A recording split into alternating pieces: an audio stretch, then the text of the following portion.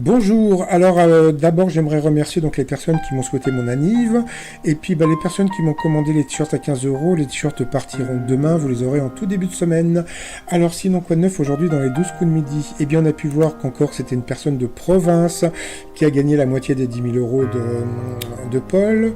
Ensuite on a eu la bonne surprise de voir dans le public Xavier, qui pour moi est le meilleur de tous, de tous les candidats, aussi bien sympathique qu'hyper cultivé, donc il était avec sa femme. D'après ce que j'ai compris, ils sont venus vivre à Paris, donc on le verra un petit peu plus souvent dans le public et peut-être dans le jeu, donc voilà. Ensuite, vous avez Paul, toujours aussi sympathique. Sa première question, je l'ai paumé, donc au coup d'envoi.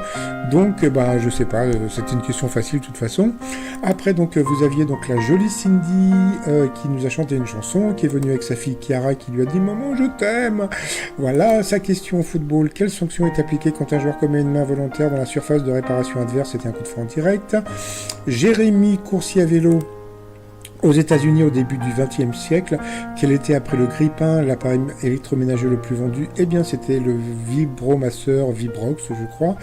Donc ça a bien fait rire les deux jolies filles du public. Alors il y a un truc que j'ai remarqué qui est très rigolo avec ces deux filles.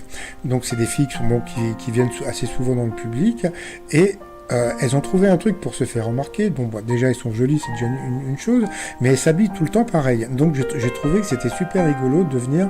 Elles ont, celle de gauche a toujours la chemise à, comment dire, sa chemise à pois, et etc., etc. Donc, je trouvais ça assez rigolo. Donc, bonjour, mesdemoiselles. Ensuite, Martine a chanté aussi.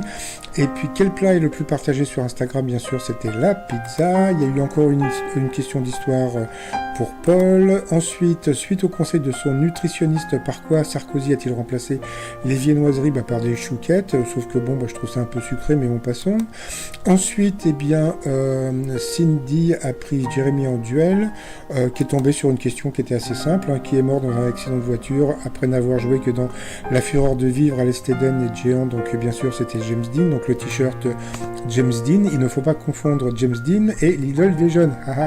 Bon, sinon, ensuite, vous aviez donc Martine qui a repris Jérémy en duel, donc c'était pas son jour. Là, la question était pas évidente. Quelle croix est appelée croix de Saint-Pierre? C'est la croix inversée, puisque Saint-Pierre a été crucifié à l'envers. Ensuite, il s'est passé un truc assez rigolo, c'est qu'en coup fatal, d'habitude, il y a une coupure pub, et là, la coupure pub, il n'y a pas eu. Donc voilà, donc la pub est venue plus tard, donc Paul a gagné encore, donc bravo à lui.